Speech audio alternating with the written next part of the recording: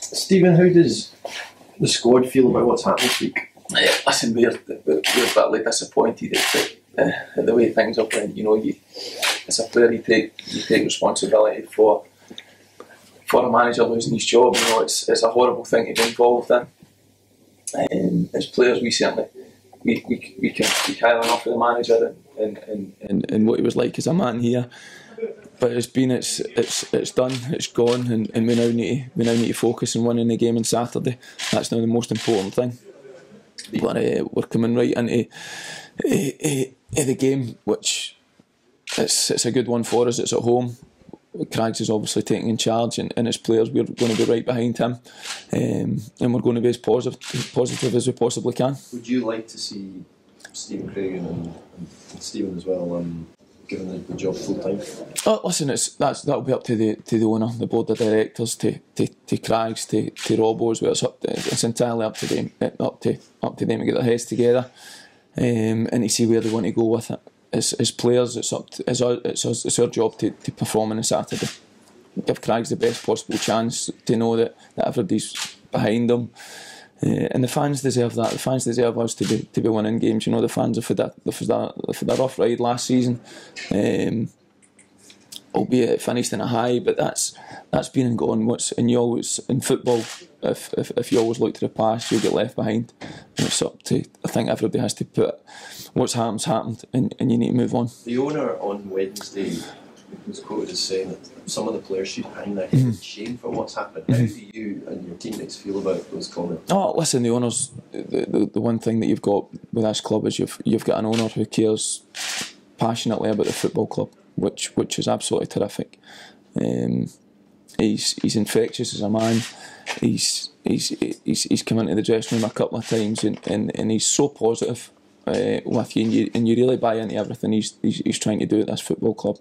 And when you've got an owner that's as passionate about the club, but you can't help but buy into whatever it is he's trying to do. He wants professionalism at this club. He wants the club running in the correct fashion. He wants players working for each other, which is great. He's got a knowledge of football himself. So he's quite within his rights. He's watching the games, and it's players. It's our responsibility. It's at the end of the day, it's us that perform week in, week out on a Saturday. And I think as a group, collectively, I don't think we've been performing at the levels of consistency that we've got, with the quality that we've got in the dressing room. Everyone was angry after the game on Tuesday, yeah. Stephen, but even taking all that into account, were you surprised at how quick the manager went? Yeah, listen, like I said, I've spoken already about what we felt was with the manager. Everybody was disappointed that he had left in the terms that he did, because when you lose a game like we did, you know, it's fine margins. I think I think in the first half we never played as well as what we could have. I thought the second half we moved the ball about well. And in football, sometimes a lot of times it's fine margins. You know, when you score in the last minute, Louis Maltz then get a chance in extra time, 5 seconds before Morton score, and you never know what could have happened if that had went in.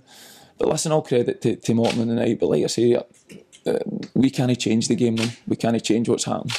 It's now important that we get right behind Craigs, and that's what we'll do. It's going to be a real tough game against Thistle on Saturday, but it's one that's winnable, more than winnable, and we certainly believe that the best way when you get a bit of bad news in a tough 24 hours that what the club's had, the best way to bounce back is to win football matches. What happened in the dressing room after the game, Stephen? There's a lot of rumour around you got a bit physical in there. No, listen, I've been in dressing rooms with some big lads. I've lost the plot, and they've had a go at people. And Tuesday night was not any different from anything that I've been in. I've been in dressing rooms with Chris Sutton, Bobo Baldy, John Hartson, Magnus Hedman, big boys, I can assure you. And listen, people care. That's ultimately people care about, and I think it's if the dressing room was all unlucky, we've done this, we've done that, you would be worried. But listen, what happens in a football dressing room gets blown out of proportion, because you guys never find out about it. You're all desperate to find out what goes on. You're never going to find out what goes on in the dressing room. It's as simple as that. But you all think, it must be like a wrestling ring.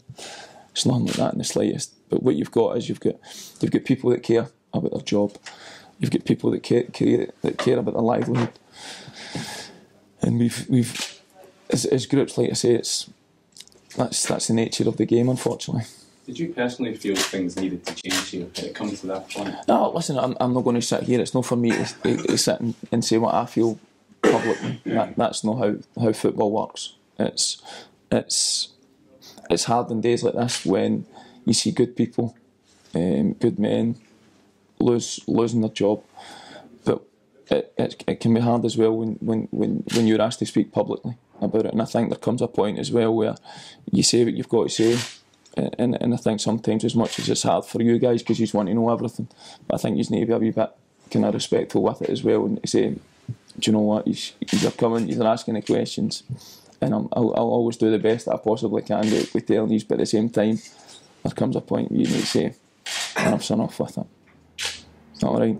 You obviously yourself and Keith Lasley, Stephen Hamill, senior pros in the team. That's why you're yeah. Are you now? Are you getting a special role now in kind of getting the team together as well as? Oh, listen, absolutely. Listen, it's a new experience for me. Like seeing a manager losing his job like that. It's Martin O'Neill lost his job at Celtic because he felt the time was right. Gordon then I was an inexperienced player at the time. I was a young player. Gordon then came in. He had 4 years. He felt the time was right. So it was even when Gordon left Middlesbrough, he left at his own accord.